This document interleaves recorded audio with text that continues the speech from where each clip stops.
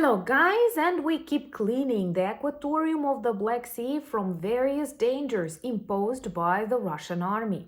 Last night, our HURS and some Ukrainian drones, multifunctional primaras, to demilitarize various things on Kacha military air base.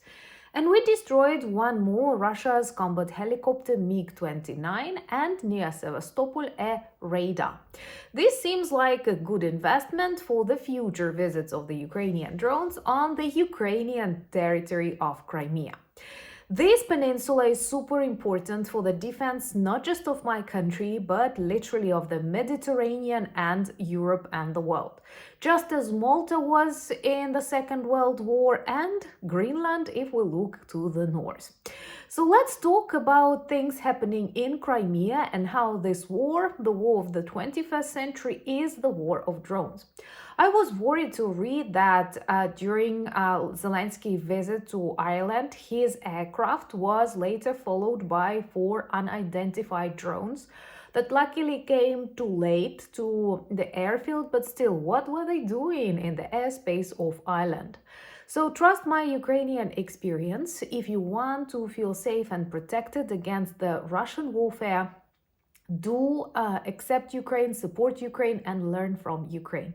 Because to paralyze the work of the airport, to destroy the infrastructure of the country, or to cause any serious harm, you don't need tanks, you don't need huge missiles. Drones are enough. So that's why our defense skills are an investment, an asset, and not a burden.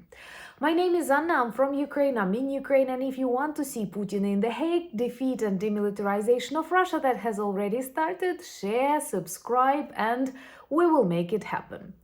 So let's begin with the updates from the aquatorium of the Black Sea. That is a very big and important battlefield where Russia keeps losing.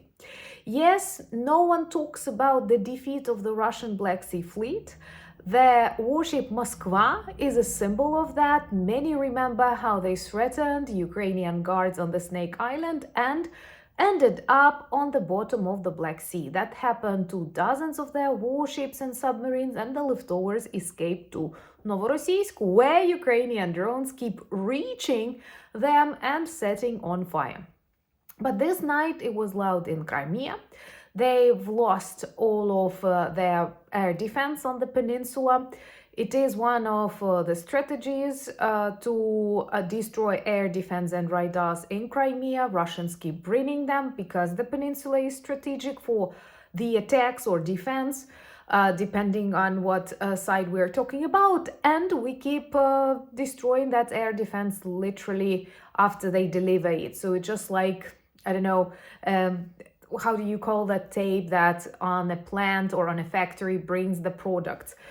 We keep destroying, they keep bringing, we keep destroying so that we don't need to travel deep inside the Russian Federation. They will bring it closer to our drones. So last night it was loud in Kacha military air base where we burned one more Russian MiG-29. That is a combat helicopter. Of course, it's expensive, plus Russia has serious troubles with any kind of aviation, be it helicopters, military aircraft, or civilian aircrafts. Let me know in the comments below, would you like a separate video with updates from the Russian civilian aviation?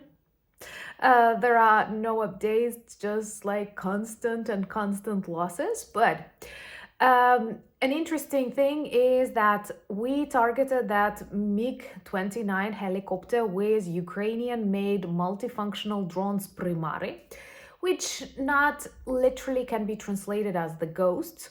I love it how they spontaneously appear in front of the Russian helicopters, and that's the last thing that see. But Primaris also set a world record because for the first time in the history, they destroyed 2 Russian amphibious aircraft Chaika. That also happened in 2025, it seems to me in September. Also happened in the aquatorium of the Black Sea, which only brings problems to the Russian Federation. Just learn to notice Russia's failures, because the smoke of their propaganda, the evil of their money paid to various bloggers distort people's vision of the situation. Before the attack on Ukraine, before the full-scale invasion, they had total access to the Black Sea. The headquarters of the Russian Black Sea Fleet was in Crimea. Of course, there was a great Ukrainian mistake, which we are trying to correct now. First, by destroying that Black Sea Fleet, their headquarters in Sevastopol, and then by making these waters clean and safe for other countries, for other ships, because Russia is known for targeting various civilian vessels. This happened multiple times. And our task is to protect the world from the Russian aggression. And we clearly see that they have really evil ambitions, backed by Iran and China and North Korea. And drones in the airspace of many EU countries is nothing new anymore. And it's actually weird to observe how quickly people accept that, keep speaking that, well, it's just an accident. I keep reading, for example, about the cancelled flights in Vilnius because of this meteorological BS flying from Belarus. It's not an accident. Or drones in Denmark, in Sweden, and now in Ireland. During the last visit of President Zelensky to this beautiful country, somehow his aircraft landed earlier than planned, and then in a couple of minutes, 4 unidentified drones appeared. And it's not okay. First of all, any drones, even drones for entertainment, even drones that are, I don't know, kids playing, they are not okay on the territory of the airport. You know, like we were worried for, like, I don't know, cats and dogs running on an airfield. And now we're talking about drones in the airspace. But when it's an aircraft of the Ukrainian president, and we know that Russia now actively performs various drone attacks on EU cities, I have very few doubts who this could be.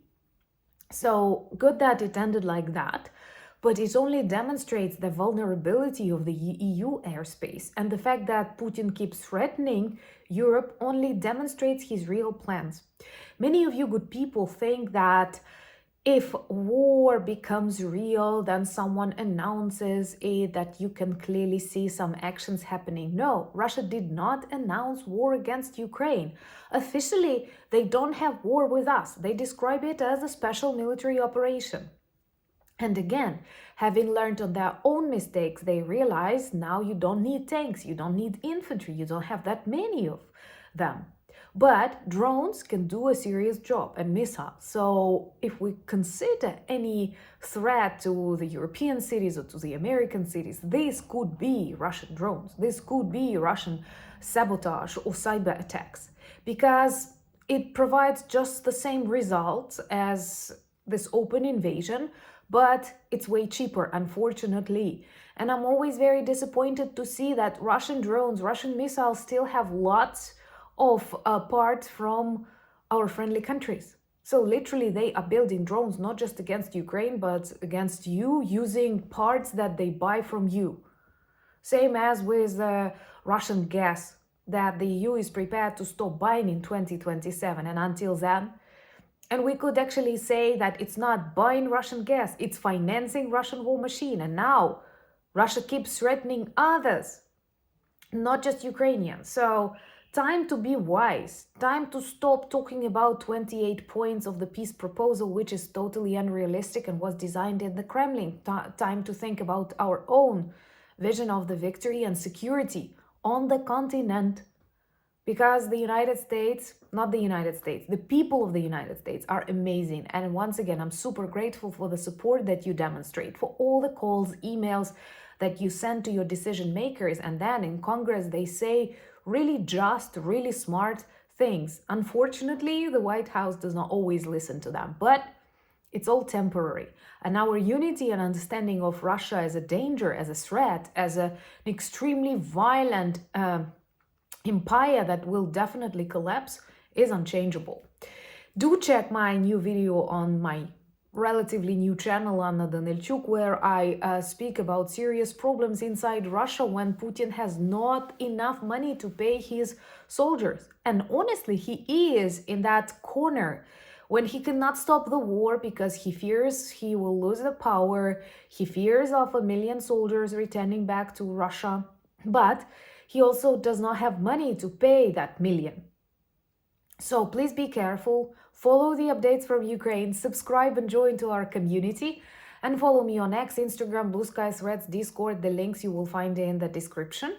Same as the link to the merch shop, where we have really good products that turn you into the ambassadors of Ukraine. And thank you for helping us remind this world about the fight and the need to defeat Russia.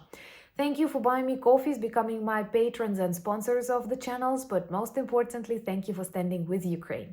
Slava Ukraini!